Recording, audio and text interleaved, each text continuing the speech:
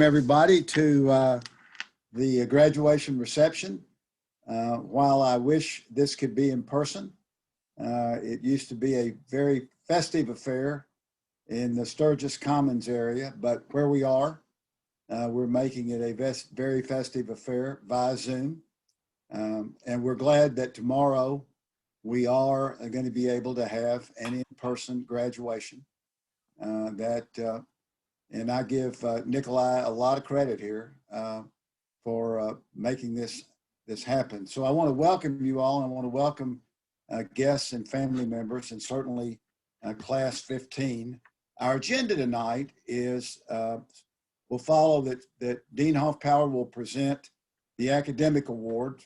That will be followed by the faculty speech by Dean DePippa, the student speech by Katerina, followed by the Tom Bruce International Award, Student Award that will be presented, the Tom Bruce Prize. Dean Hoffpower will do that. Then I will present the Shannon Butler Bridge Builder Award. The recipient of that award will have the opportunity to say a few words, and then we'll close it and let everybody get together on their pre-graduation festivities. So welcome, we're glad to have you here. Dean Hoffpower, I'll turn it over to you. By the way, if everybody will please mute. Thank you, Dean. So welcome everybody. This is exciting. Annually, the academic award goes to a student chosen by the faculty who has achieved academic excellence and has also exemplified leadership through service. And this year's recipient of the academic award is Katerina Nori. So Katerina, you get this lovely plaque, and I will be able to give it to you in person tomorrow.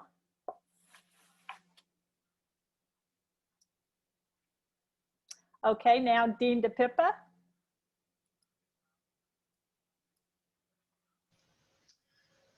Okay, but wait.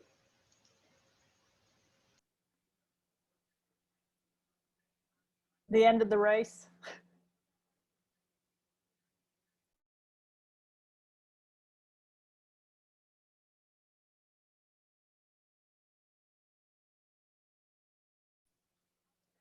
They must have had a lot of money riding on that race. That's all I got to say.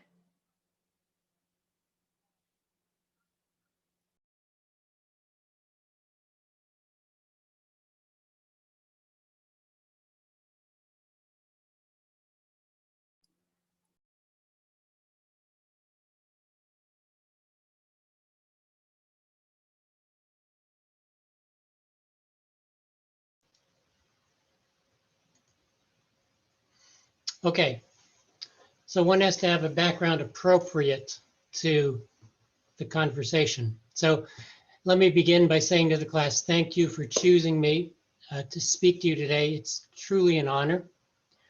The pandemic ruptured our time together, and so I'm glad that we can close that gap now, virtually tonight and in person tomorrow. This is also a special honor for me, because this is the last Clinton School graduation and honors ceremony that I will officially be a part of, because I'm retiring at the end of this calendar year. So let's talk about the trolley problem. Seriously, let's talk about the trolley problem. Because you see, the world went through real life trolley problems in the last year. The world's trolley was going down the tracks when suddenly everybody had to decide where to turn their trolley. Zoom kept everyone on track, but was sometimes a poor substitute for being in person. Lockdowns avoided spreading the virus, but caused economic and psychological pain. Masks and distancing helped mitigate the disease, but exacerbated our social isolation.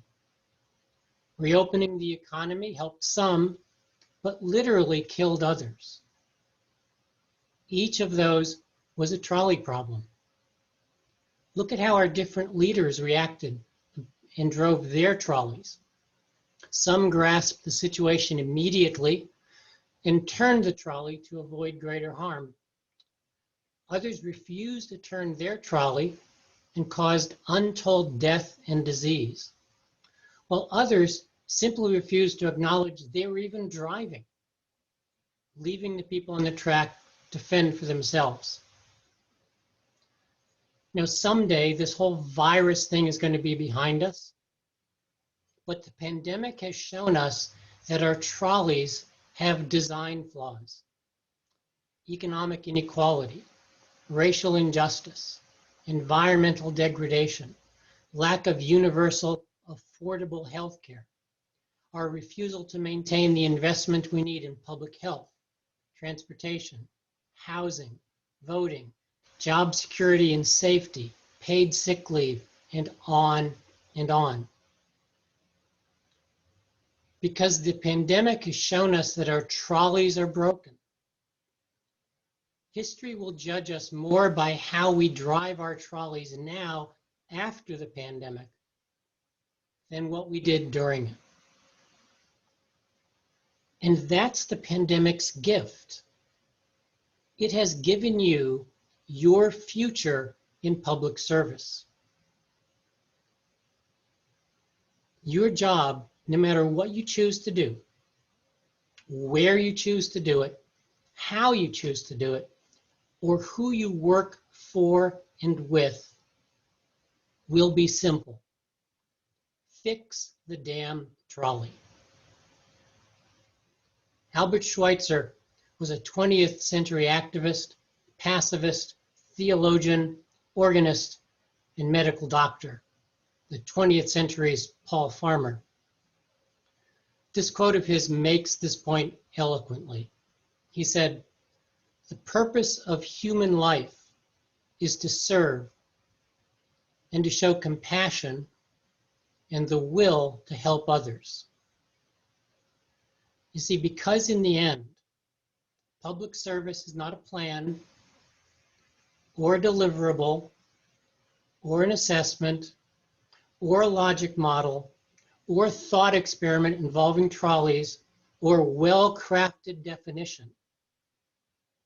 It's a response to a call from outside yourself to contribute to the well-being of others. It's an attitude, a perspective that you bring to whatever you find yourself doing. The future, our future, will depend on how lawyers and doctors and architects and teachers and public health workers, philanthropists, for-profit and nonprofit CEOs, and on, understand their responsibility to respond to the call to show compassion and to help others. I want to leave you with one last Dr. Schweitzer quote. He said, "I don't know what your destiny will be, but one thing I do know. The only ones among you who will be truly happy will be those who have sought and found how to serve." I want you to seek and find how to be of service. Go fix that trolley and be truly happy. Thank you for being part of my life the last 2 years and for sharing your lives with me. You've enriched me immeasurably. I love you all. You make me truly happy. Thank you.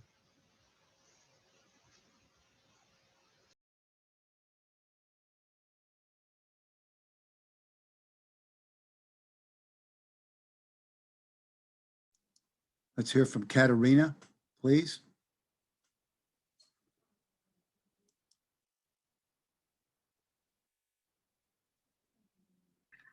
Thank you.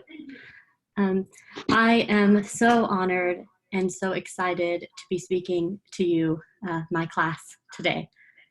I was honestly a little bit surprised to be chosen as graduation speaker because I figured y'all had heard me talk enough. Of course, I appreciate any opportunity to speak, but I will try to make this short and sweet. just like me. As you may know, or not, I love a good metaphor. But more importantly, I love a bad metaphor, like the trolley problem. A contrived, imperfect metaphor, one that is stretched too far. That is what I'll offer you now. I have been thinking of our time at the Clinton School as a tide pool. Tide pools are separate bodies of water that often exist on rocky shores only at low tide when the sea is out. Other times they are submerged by the ocean. Similarly, our class, our community only really exists for this moment, still connected to the wider ocean, but also isolated by this experience, needing to rely on one another. Conditions in a tide pool are often very harsh, with too much sun for some and too many waves for others.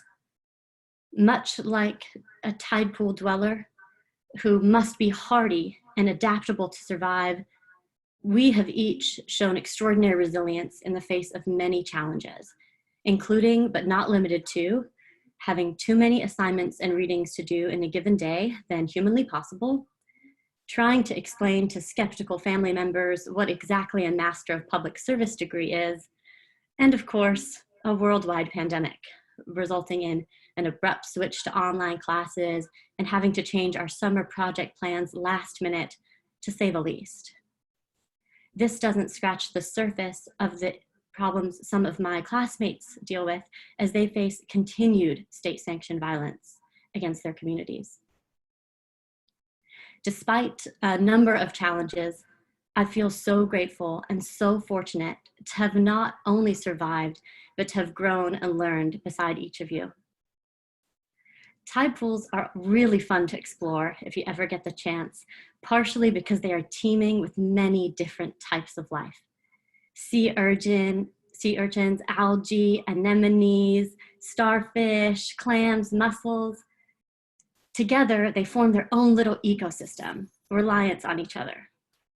While our community of students, faculty, and staff is full of very different people, I know that we have relied on each other for support and strength, for study sessions and reading notes, for the sharing of triumphs and birth, and the sharing of grief and loss, and at least in my case, for car rides, and for letting me into arcade when I forgot my key card.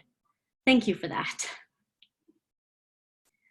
I have grown attached to this tide pool and my fellow inhabitants, but now the tide is coming in.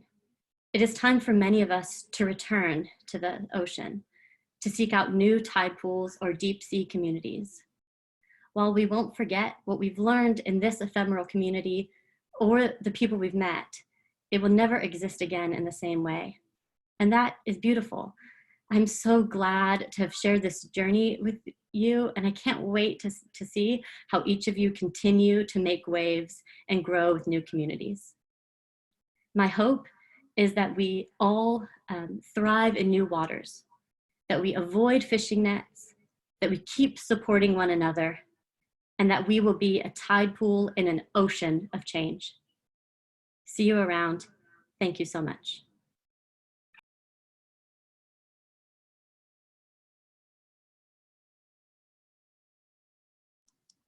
Dean Offpower, you are up for the Tom Bruce Prize. Thank you, Dean. And I just want to say I'm glad I was in the tide pool with all of you. The Bruce International Student Prize, funded by the late Tom Bruce, who was the first academic dean at the Clinton School, is awarded to a graduating student who is not a US citizen and who, by the vote of the faculty, has most visibly contributed to world peace during attendance at the Clinton School, as judged by performance in both academic studies and community public service field projects. And this year's Tom Bruce International Student Prize goes to Patrick Isaac Punwu. So you get this plaque, Patrick, tomorrow, and there is also a stipend that comes with it. So congratulations. Thank you. Congratulations, Patrick. Great speeches, Katerina and Dean DePippa. I appreciate both of you, and I thought your remarks were perfect.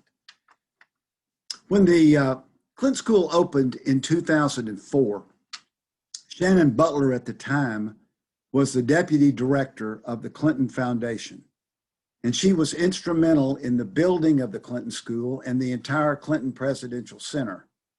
As I recall, she worked all night before the 2004 grand opening. At a young age, she assumed enormous responsibility and did so with success and grace and class. By example and by action, she brought people together and taught others how to do the same. In her honor, each year at the graduation reception, we present the Shannon Butler Bridge Builder Award to a member of the graduating class, someone who has been involved and participated in the life of the school, displayed collaborative leadership skills, and like a bridge, exemplified the spirit of bringing people together. $1,500 accompanies this award. Somebody's happy about that. We began this in 2007 with our second class. There are many talented and very dedicated students in this class who merited strong consideration of this award. And it was very difficult. But this year's recipient talked the leadership talk and walked the leadership walk. But that's been happening for a long time.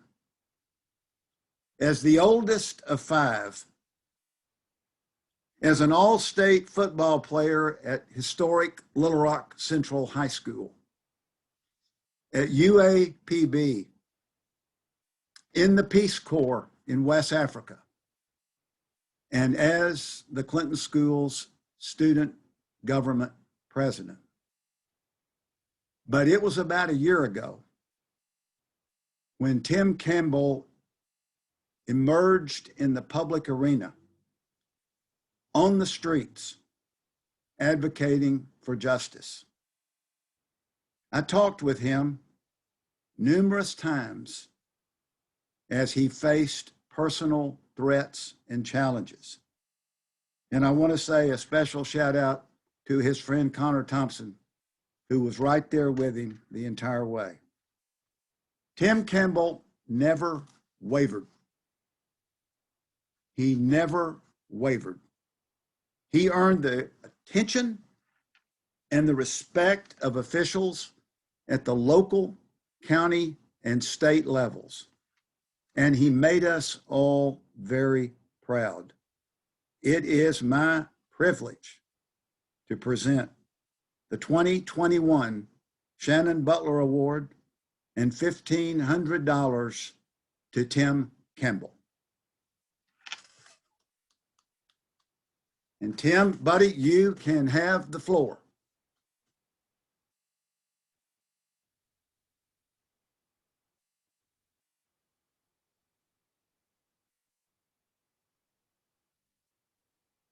Wherever Tim is.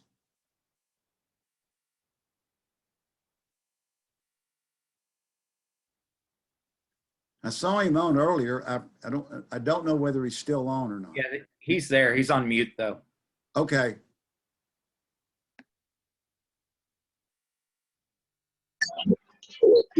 I'm very, very honored. Thank you all. I was trying to keep it on mute. My family is around. So I'm very, very honored to not only do the work of public service, but continue to do the great work of public service as well. Thank you, Dean Rutherford. Thank you, Dean Huffars. Tim, we're proud of you.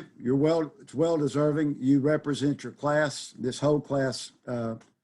Again, strong group, and congratulations, well deserved.